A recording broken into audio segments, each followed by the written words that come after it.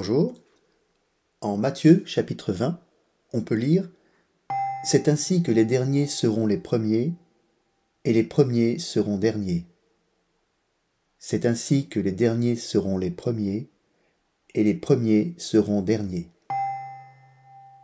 Cette phrase de Jésus qui clôt la parabole des ouvriers de la 11e heure est reprise mot pour mot dans l'évangile de Luc et l'évangile de Marc. C'est une phrase si connue qu'elle fait figure de proverbe dans notre civilisation occidentale. Mais que signifie-t-elle vraiment? Qu'il ne faut pas se fier aux apparences, qu'au-delà du temps présent, il y a un futur qui change l'ordre des choses, l'ordre du monde. Le contraste entre dernier et premier, et l'inversion entre les premiers et les derniers, révèle la nouveauté fondamentale de l'avènement du royaume de Dieu.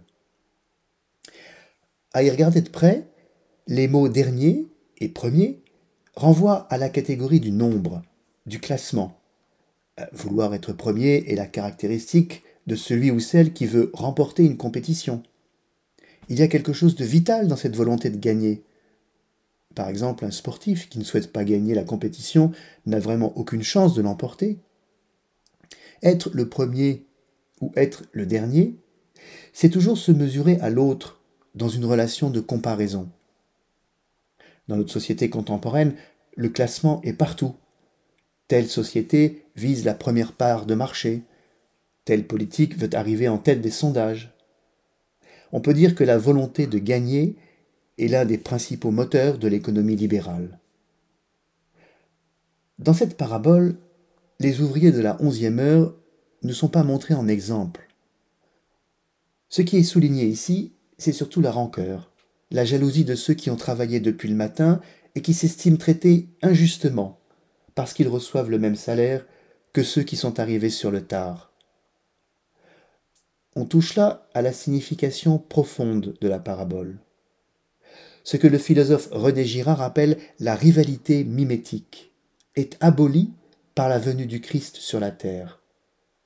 Voir en l'autre un rival, vouloir lui prendre ce qu'il possède, vouloir passer devant lui, nier en quelque sorte sa présence, sont les ferments de la guerre, des conquêtes territoriales, du meurtre. En nous révélant que l'ordre établi, c'est-à-dire celui des hommes, sera complètement renversé dans le royaume de Dieu, Jésus nous invite à prendre du recul dans notre relation à l'autre, à renoncer à la violence engendrée par le fait de vouloir être le premier à tout prix. Jésus est venu pour briser définitivement ce ferment destructeur qui ronge le cœur de chacun. Savoir que je puisse être dernier alors que je suis en tête m'enseigne une certaine humilité. En tant que chrétien, je puis aider mon frère à ce qu'il passe devant moi. Le pape François évoquait récemment ce renversement de perspective en nous invitant dans notre vie professionnelle à souhaiter que l'autre réussisse.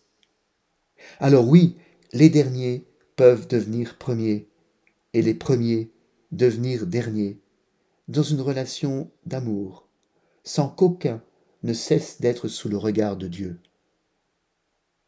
Cherchez, vous trouverez. Frappez, on vous ouvrira. Bon dimanche.